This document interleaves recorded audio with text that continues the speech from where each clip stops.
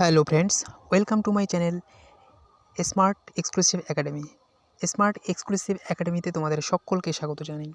তো আজকে আমাদের আলোচনার বিষয়বস্তু হলো উচ্চ মাধ্যমিক ভূগোল সাজেশন 2024। সামনে যে উচ্চ মাধ্যমিক পরীক্ষা আছে তার কিছু ভূগোলের সাজেশন নিয়ে আজকে আমরা এই ভিডিওতে আলোচনা করব। তো আজকে আমরা ভূগোল পরীক্ষার বড় প্রশ্ন নিয়ে আলোচনা করব। তো এখানে দেখুন, প্রাকৃতিক ভূগোল থেকে কোন কোন প্রশ্ন এবছর অর্থাৎ 2024 সালের পরীক্ষায় আসার জন্য খুব উপযোগী।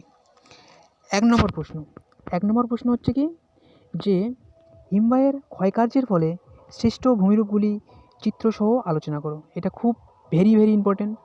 হিমবাহের ক্ষয়কার্যের ফলে সৃষ্ট ভূমিরূপগুলি আলোচনাসহ ব্যাখ্যা করো। তারপরে বলছে 2 নম্বর হচ্ছে কি, বায়ু ও জলধারার সম্মিলিত কার্যের ফলে সৃষ্ট ভূমিরূপগুলি আলোচনা করো। এটাও খুব ইম্পর্টেন্ট। তারপর 3 নম্বর প্রশ্ন বলছে যে জোয়ার ভাটার সৃষ্টির কারণসমূহ চিত্রসহ ব্যাখ্যা করো। জোয়ার ভাটার কারণসমূহ চিত্রসহ ব্যাখ্যা করো। তারপর 4 নম্বর প্রশ্ন বলছে পৃথিবীব্যাপী বিশ্ব উষ্ণায়নের প্রভাবগুলি আলোচনা করো। 4 নম্বর হচ্ছে পৃথিবীব্যাপী বিশ্ব উষ্ণায়নের প্রভাবগুলো আলোচনা করো। 5 নম্বর প্রশ্ন হচ্ছে পৃথিবীব্যাপী সমুদ্র স্রোতের প্রভাবগুলি আলোচনা করো। এটা ভেরি ইম্পর্টেন্ট, খুব গুরুত্বপূর্ণ প্রশ্ন এটা। তারপর 6 নম্বর প্রশ্ন হচ্ছে পৃথিবীব্যাপী নিয়ত বায়ুপ্রবাহের গতিপথ ও উৎপত্তি ব্যাখ্যা করো। নিয়ত বায়ুপ্রবাহের উৎপত্তি এবং গতিপথ দুটোই কিন্তু পড়তে হবে।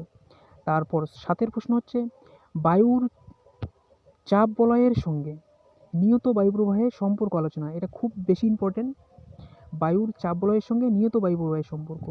তারপরে 8 নম্বর প্রশ্ন কি, 8 নম্বর প্রশ্ন হচ্ছে উষ্ণতার ভিত্তিতে বায়ুমণ্ডলের স্তরবিন্যাসগুলি চিত্রসহ আলোচনা করো। এখানে কিন্তু চিত্র দিতেই হবে। উষ্ণতার ভিত্তিতে বায়ুমণ্ডলের স্তর বিন্যাসগুলি চিত্রসহ আলোচনা করো। এটা হচ্ছে আমাদের প্রাকৃতিক ভূগোলের 8টা প্রশ্ন এখানে দিলাম। এই 8টা প্রশ্নের মধ্যে কমন একদম 100%। তারপর অপ্রাকৃতিক ভূগোল থেকে দেখবো এবার অপ্রাকৃতিক ভূগোল থেকে কোন কোন প্রশ্ন এবারের পরীক্ষায় আসতে চলেছে। দেখো 9 নম্বর প্রশ্ন হচ্ছে পূর্ব ও মধ্য ভারতের লৌহ ইস্পাত শিল্পের কেন্দ্রীভবনের কারণগুলি আলোচনা করো। পূর্ব ও মধ্য ভারতের লৌহ ইস্পাত শিল্পের কেন্দ্রীভবনের কারণগুলি আলোচনা করো। এটা হয়ে গেল। তারপর 10 নম্বর প্রশ্নটা দেখুন, ভারতের গম, চা এবং ইক্ষু চাষের অনুকূল ভৌগোলিক পরিবেশ ব্যাখ্যা করো। এখানে কিন্তু 3টে প্রশ্ন আছে। ভারতের গম চাষ করতে হবে, চা চাষ করতে হবে এবং ইক্ষু চাষের যে অনুকূল ভৌগোলিক পরিবেশ, কোন কোন পরিবেশে এই গম, চা এবং ইক্ষু চাষ খুব ভালো হয়, সেই সমস্ত জিনিস কিন্তু এখানে আলোচনা করতে হবে। তারপর দেখুন 11 নম্বর প্রশ্ন, যে পশ্চিম ভারতের কার্পাস বয়ন শিল্পের কারণগুলি আলোচনা করো। এটা খুব বেশি ইম্পর্টেন্ট এই বছরের উচ্চ মাধ্যমিক পরীক্ষায়। তারপর দেখুন বলছে যে ভারতের পূর্ব উপকূল ও পশ্চিম উপকূলের সমভূমির ভূপ্রাকৃতিক বৈশিষ্ট্যের পার্থক্যগুলি ব্যাখ্যা করো। এটাও খুব ইম্পর্টেন্ট, এটা পড়তে হবে ভালো করে। তারপরের প্রশ্ন দেখুন 13 নম্বর প্রশ্ন। 13 নম্বর প্রশ্ন কি বলছে, 13 নম্বর প্রশ্ন বলছে যে ভারতের হিমালয়ের ভূপ্রকৃতির বিবরণ দাও। এটা পড়তেই হবে, ভারতের হিমালয়ের ভূপ্রকৃতির বিবরণ এটা পড়তে হবে। এটা খুব বেশি ইম্পর্টেন্ট, যদিও উত্তরটা একটু বড় হবে কিন্তু পড়তে হবে।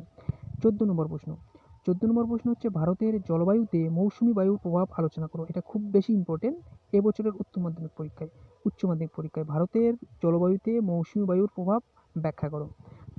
তারপর 15 নম্বর অর্থাৎ লাস্ট প্রশ্ন হচ্ছে পশ্চিম ভারতের পেট্রোরসায়ন শিল্পের উন্নতির কারণগুলো ব্যাখ্যা করো। এটা পরীক্ষায় জন্য 100% শিওর এই কোশ্চেনটা পরীক্ষা আসতে চলেছে। সুতরাং এইটা না, এখানে আমি টোটাল প্রাকৃতিক ভূগোল থেকে 8টা দিলাম এবং অপ্রাকৃতিক ভূগোল থেকে 8টা দিলাম, 7টা দিলাম, অর্থাৎ টোটাল 15টা প্রশ্ন। এই 15টা প্রশ্নের মধ্যে কিন্তু পরীক্ষায় বড় প্রশ্ন শিওর এইখান থেকেই কমন পাবে, ঠিক আছে?